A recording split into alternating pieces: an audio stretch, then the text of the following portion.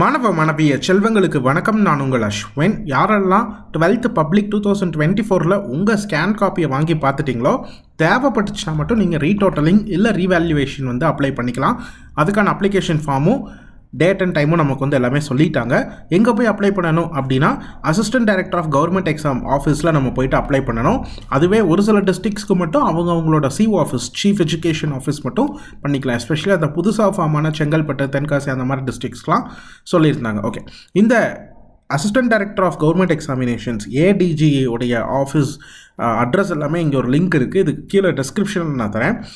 நீங்கள் உள்ளே போய்ட்டு செக் பண்ணி பாருங்கள். ஓகேவா? ஸோ மோஸ்ட்லி அங்கே எல்லாமே பார்த்திங்கன்னா அவங்க ஒரு ஆஃபீஸ்க்குள்ளே, அதாவது சிஓ ஆஃபீஸ்க்குள்ளேயே ஒரு பிளாக் மாதிரி வச்சுருக்காங்க. இல்லைன்னா ஏதாச்சும் ஒரு ஸ்கூலில் பார்த்திங்கன்னா அந்த ஆஃபீஸை வச்சுருக்காங்க. இல்லை அப்படின்னா கலெக்டர் ஆஃபீஸ் கேம்பஸில் கூட நமக்கு பார்த்திங்கன்னா உள்ளுக்குள்ளே இருக்குது, தெரியுதா? ஸோ இங்கே பாருங்கள், நியர் சிஓ ஆஃபீஸ் அப்படின்னா சிஓ ஆஃபீஸோட அந்த கேம்பஸ்லேயே வச்சுருக்காங்க. CO office, chief education office தான் அந்த டிஸ்ட்ரிக்ட்டுக்கே எல்லா எஜுகேஷனை மானிட்டர் பண்ணுறதுக்கு ஒரு ஹெட் ஆஃபீஸ் மாதிரி பார்த்திங்கன்னா இருக்கும். ஸோ அதோட அட்ரஸ் எல்லா ஸ்கூலுக்கு நீங்கள் கேட்டிங்கனாலும் தெரியும்.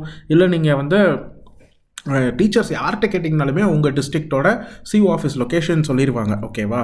ஏன்னா இதில் சில இப்போ பார்த்தீங்கன்னா கன்னியாகுமரியில் சிஓ கேம்பஸ்னு மட்டும்தான் கொடுத்துருக்காங்க, மற்றபடி பெருசாக அட்ரஸ் கொடுக்கல.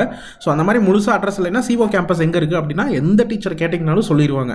ஸோ அதனால் உங்கள் ஸ்கூல்லேயே நீங்கள் கன்ஃபார்ம் பண்ணி கேட்டுக்கோங்க. பட் இது எல்லாமே நமக்கு லிஸ்ட் இருக்குது. ஓகேவா? இதில் இல்லாத டிஸ்ட்ரிக்ட் நீங்கள் உங்கள் சிஓ ஆஃபீஸ்க்கே போய்ட்டு அப்ரோச் பண்ணிக்கோங்க. ஓகே, இந்த அப்ளிகேஷனுக்கான லிங்க்மே நான் கீழே டிஸ்கிரிப்ஷனில் தரேன். இது ரீடோட்டல் போடுறது, அதாவது டோட்டல் மிஸ்டேக் இருந்தால் இது பண்ணுவாங்க. பார்த்தீங்களா, இங்கே போட்டிருக்காங்க பாருங்கள், டோட்டல் மிஸ்டேக் மார்க்ஸில் இருந்தால் மாற்றி விடுவாங்க. அதே மாதிரி நமக்கு ஒரு கொஷனுக்கு திருத்திட்டாங்க, ஆனால் மார்க்ஸ் போடவே மறந்துட்டாங்க, என்ட்ரியே பண்ணல, டாப் ஷீட் அந்த ஃப்ரண்ட் பேஜில் என்ட்ரியே பண்ணல அப்படின்னாலும் அதை போட்டுருவாங்க. அதே மாதிரியே மார்க்ஸ் போட்டிருக்காங்க, ஆனால் அது ஃபைனல் என்ட்ரியில் போடல அப்படின்னு சொல்லுவாங்க.